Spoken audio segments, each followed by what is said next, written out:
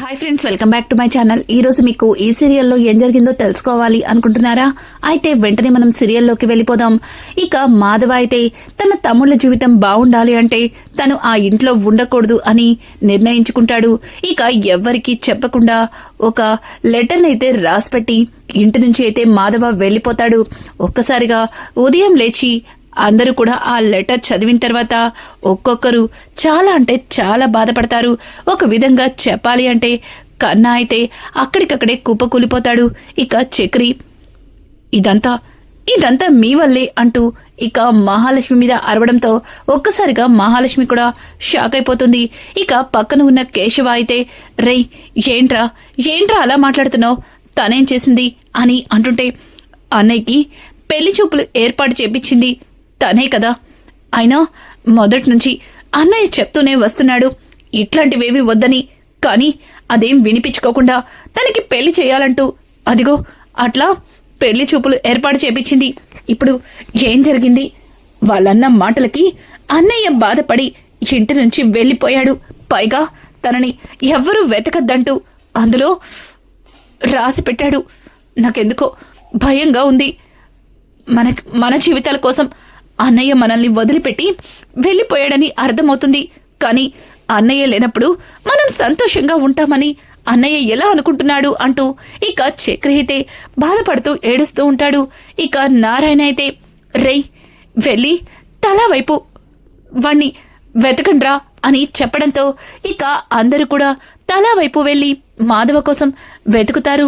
ఇక మహాలక్ష్మి అయితే బయట గుమ్మం దగ్గరే కూర్చుని మాధవతో తనకి జరిగిన సంఘటనల్ని గుర్తు చేసుకుంటూ తనలో తను కుమిలిపోతుంది. అలాగే ఆఖరిలో చక్రి ఈ పెళ్లి చూపులు ఏర్పాటు చేసుండకపోతే అన్నయ్య మనసు అంతలా గాయపడి ఉండేది కాదు, ఇదంతా మీ వల్లే అంటూ ఇక మహాని తిట్టిన సంగతిని గుర్తు చేసుకుంటూ ఇక చక్రి మహా అయితే బాధపడుతూ ఉంటుంది. ఇక అందరూ కూడా చాలా నిస్సహాయంగా ఇంటికి వస్తారు. ఒక్కసారిగా వాళ్ళని చూసిన మహాలక్ష్మి పెద్ది కనిపించాడా అని అడగడంతో ఎక్కడా కనిపించలేదంటూ ఒక్కొక్కరుగా చెప్తారు. ఆఖరికి ఇక చక్రి అయితే లోపలికి వస్తూనే అక్కడే గుమ్మం దగ్గరే లోపల అడుగు పెట్టకుండానే బయటికి వెళ్ళిపోతుంటాడు.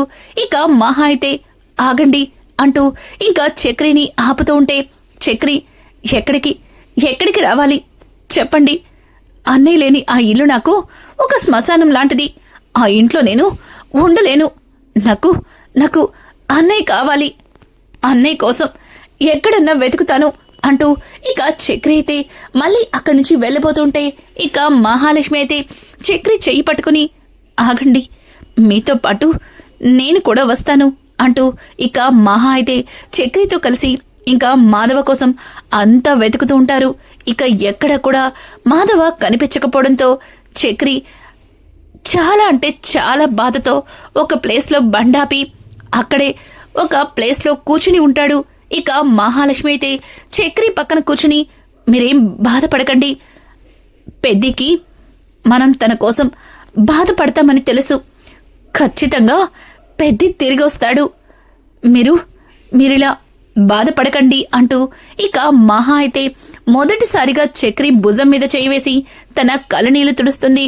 ఇక చక్రి తట్టుకోలేక బాధతో చూడండి, ఉదయం ఏదో కోపంలో ఆవేశంలో మీ మీద కోప్పడ్డాను, కానీ అన్నయ్య లేని ఆ ఇల్లు నేను ఉండలేనండి, అన్నయ్య నాకు కావాలండి, అన్నయ్య లేని నా జీవితం అనవసరమండి, అన్నయ్య తన చదువుని త్యాగం చేసి అమ్మలాగా మా అందర్నీ చేరదీశాడు, తినకపోతే మా చుట్టూ తిరిగి గోరుముద్దలు తినిపించాడు, తను కష్టపడి మమ్మల్ని పెద్దవాళ్ళని చేశాడు, మాకు అమ్మ ఎలా ఉంటుందో తెలీదు, కానీ అన్నయ్యే అమ్మయ్యి మమ్మల్ని ఇంత వాళ్ళని చేశాడు, మరి ఇప్పుడు మా కోసం కూడా తను ఇంటి నుంచి వెళ్ళిపోయాడు,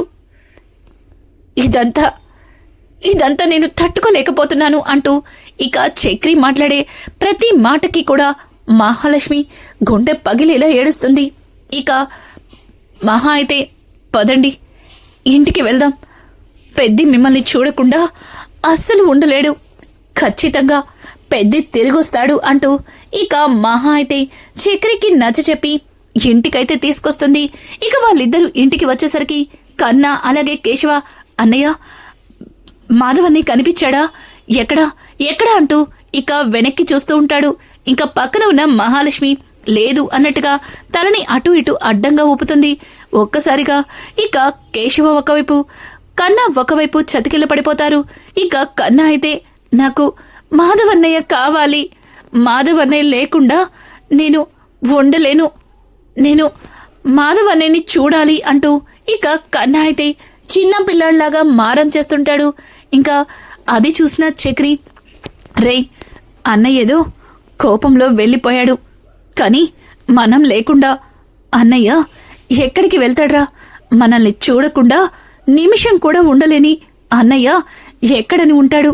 చూడు, ఉదయం కల్లా అన్నయ్య ఇంట్లో ఉంటాడు. నేను చెప్తున్నాను కదా, పద భోంచేద్దు పద అంటూ ఇక చక్రి అయితే తనని తాను తమాయించుకొని ఇక కన్నాని ఓదార్చుతూ కేశవని కూడా అక్కడి నుంచి తీసుకెళ్తాడు. ఇక చక్రి చూపించే ప్రేమ, అభిమానం, అలాగే వాళ్ళ కోసం పడే తపన అదంతా చూసిన మహాలక్ష్మి అయితే చాలా అంటే చాలా బాధపడుతుంది. ఇంకా ఇంతలో నారాయణ రావడంతో నారాయణ కూడా భోంచేయకుండా అక్కడే మంచం మీద కూర్చుని ఉంటాడు. ఇక చక్రి అయితే, ఏవండి ఆయనకి కూడా భోజనం పెట్టండి అని చెప్పడంతో ఇక నారాయణ, నాకేమొద్దు, నాకు ఆకలిగా లేదు, నేను భోంచేయను అంటూ ఇక నారాయణ అయితే చాలా ఎమోషనల్ అవుతాడు.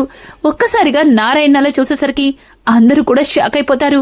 ఇక మహా అయితే, మీరేనా ఇలా ఉంది అని అంటుంటే, అవును నేనే ఇలా ఉన్నది. ఎన్ని రోజులు ఈ ఇంట్లో ఏం జరుగుతున్నా సరే పట్టించుకోలేదు అంటే నా పెద్దోడున్నాడు, అన్నీ వాడే చూసుకుంటాడు అన్న చిన్న ధీమా ఇప్పుడు వాడే లేని ఈ ఇల్లు నాకు ఒక చీకటి కోణంలా కనిపిస్తుంది.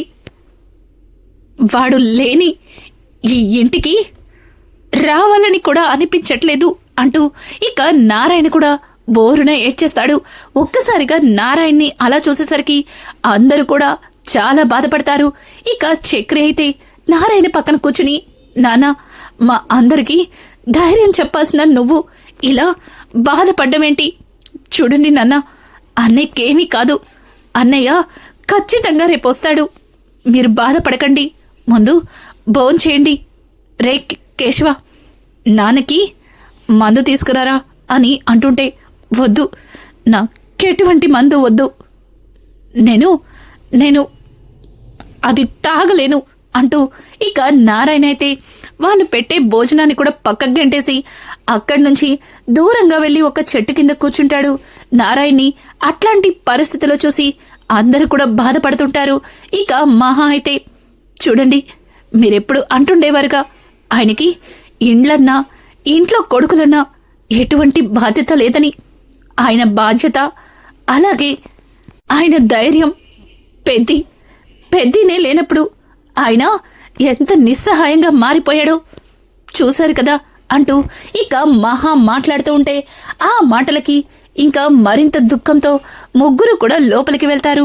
ఇక ఉదయాన్నే మాధవ కోసం వెతకడానికి అందరూ కూడా మళ్ళీ తలా వైపు వెళ్తారు. కానీ మహాలక్ష్మి మాత్రం చక్రితో, ఏవండి, పెద్దిని ఒకసారి మీరు వాళ్ళు పనిచేసి సైడ్ దగ్గర అందరినీ కనుక్కుంటే అని అంటుంటే ఇక చక్రి అయితే, చూడండి, ఆల్రెడీ అందరినీ అడిగాను, కానీ వాళ్ళెవ్వరికీ కూడా అన్నయ్య ఎక్కడున్నాడో తెలీదంట. పైగా నిన్న కేశవ తీసుకొచ్చిన తర్వాత అన్నయ్యని వాళ్ళు చూడలేదని చెప్పారు, అలాగే వంశీ కూడా చెప్పాడు అని చెప్పడంతో ఇక ఇంతలో మాధవ ఇంటి నుంచి వెళ్లిపోయాడనే సంగతి తెలుసుకున్న తాయారు, అలాగే తన మెడలు తిరిగే అన్న అక్కడికైతే వస్తారు. వాళ్ళని చూసిన కుటుంబ సభ్యులు ఒక్కసారిగా షాక్ అవుతారు. ఇక తాయారైతే, రేయ్, మేమేమీ గొడవకి రాలేదు, చూడండి, మాధవ ఇంటి నుంచి వెళ్లిపోయాడని తెలిసింది, ఎన్ని రోజులు పగలు ప్రతీకారాలు అంటూ మీతో ఏదేదో మాట్లాడాం, కానీ మాధవ లేని విలువ తెలుస్తుంది. చూడండి, మాధవ ఎప్పుడు కూడా ఇట్లాంటి పొరపాటు చేయలేదు. ఎందుకైనా మంచిది ఒకసారి స్టేషన్లో కంప్లైంట్ ఇవ్వండి అంటూ ఇక తాయారైతే మొదటిసారిగా నారాయణ కుటుంబం గురించి అంత ఆప్యాయంగా మాట్లాడేసరికి అందరూ కూడా షాక్ అయిపోతారు. ఇక చక్రి అయితే మహా వైపు చూడటంతో మహా కూడా సరే అన్నట్టుగా తల ఊపుతుంది. ఇంకా అక్కడి నుంచి వాళ్ళు వెళ్లిపోయిన మరుక్షణం చక్రి అలాగే మాధవ ఇద్దరు కూడా స్టేషన్కి అయితే వెళ్తారు. ఇక స్టేషన్లో వాళ్ళ అన్నయ్య కనిపించట్లేదని వాళ్ళ అన్నయ్యని వెతికి పెట్టమని కంప్లైంట్ ఇవ్వడంతో ఒక్కసారిగా అదే టైంలో వచ్చిన ఒక కానిస్టేబుల్, సార్ అక్కడ రైల్వే ట్రాక్ పక్కన ఏదో శవం పడి ఉంది, దానికి అది ఎవరిదో తెలియట్లేదు అని అంటుంటే, ఎవయ్యా విన్నారుగా, ఆ ట్రాక్ దగ్గర ఏదో శవం పడుందంట, ఒకసారి వెళ్ళి చెక్ చేయొచ్చు కదా అని చెప్పడంతో ఒక్కసారిగా చక్రి, లేదు మా అన్నయ్య ఎప్పుడు కూడా అట్లాంటి పొరపాట్లు చేయడు, అది మా అన్నయ్యది కాదు. చూడండి, మీరు మా అన్నయ్యని వెతకడం చేత కాకపోతే చెప్పండి, మేమే వెతుక్కుంటాం, అంతేగాని ఇట్లా మా అన్నయ్య గురించి లేనిపోని మాటలంటే మాత్రం ఊరుకోను అంటూ ఇక చక్రి అయితే ఎస్ఐ మీద సీరియస్ అవుతుంటే ఇక ఎస్ఐ చక్రి బాధని అర్థం చేసుకుని, చూడండి కాస్త మేము చెప్పేది వినండి, ఎవయ్యా అతని ఫేస్ చూసావా అని అంటుంటే, ఆ సార్ ఫేస్ బానే ఉంది అని చెప్పడంతో ఇక మహా అయితే బ్యాగ్లో నుంచి మాధవ ఫోటోని తీసిస్తుంది. ఒక్కసారిగా ఆ ఫోటోని చూసి, సార్ ఆ బాడీ ఇతంది కాదు అంటూ ఇక మరొక కానిస్టేబుల్ చెప్పిన మాటలకి ఇక చక్రి కాస్త ఊపిరి పీల్చుకుంటాడు. అలాగే ఎస్ఐ అయితే, సారీ అమ్మా సారీ. ఇక కంప్లైంట్ ఇచ్చి బయటికి వచ్చిన మహాలక్ష్మి చక్రి ఇద్దరు కూడా చాలా బాధగా ఒక ప్లేస్లో కూర్చుంటారు. ఇక చక్రి అయితే చిన్న పిల్లాళ్లాగా మహా భుజం మీద తలపెట్టి, ఏవండి వాళ్ళు అన్నయ్య గురించి ఎలా మాట్లాడుతున్నారో విన్నారు కదండి, అన్నయ్యకేం కాదు కదండి అంటూ ఇక చక్రి అయితే మహాని చిన్న పిల్లాళ్లాగా అడుగుతాడు. ఇక మహా అయితే, చూడండి ఏం కాదు చెప్తున్నాను కదా, ముందు మనం ఇంటికి వెళ్దాం పదండి అంటూ ఇక చక్రికి మహా అయితే ఓదార్చి ఇంటికైతే తీసుకెళ్తుంది. ఇక కొంతసేపటికి ఎస్ఐ అయితే ఇంకా వాళ్ళకైతే ఫోన్ చేస్తాడు. చూడండి, మీరు చెప్పిన వ్యక్తి ఇక్కడ చెరువు దగ్గర ఒక బాడీ దొరికింది, ఒకసారి చూడటానికి వస్తారా అని చెప్పడంతో ఇక చక్రి అయితే మరింత కుమిలిపోతాడు. చూడండి, అది మా అన్నయ్యది కాదు, ఇంకొకసారి అక్కడ బాడీ ఉంది ఇక్కడ బాడీ ఉందని మాట్లాడారంటే మర్యాదగా ఉండదు.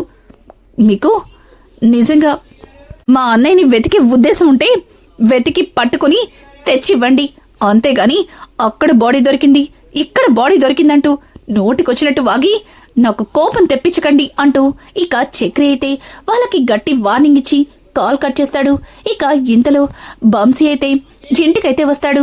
ఇంట్లో అందరినీ చూసిన బంసీ, మీరేం బాధపడకండి బాయ్, మాధవ బాయ్ ఎక్కడున్నా బాగానే ఉంటాడు, మీరిలా బాధపడుతుంటే మళ్ళీ మాధవ్ బాయ్ కూడా బాధపడతాడు అంటూ ఇక బంసీ అయితే వాళ్ళకి నచ్చ చెప్పి మాధవ కనిపించట్లేదన్న బాధ ఏమాత్రం కూడా తన ఫేస్లో కనిపించకుండా అక్కడి నుంచి వెళ్ళిపోతాడు.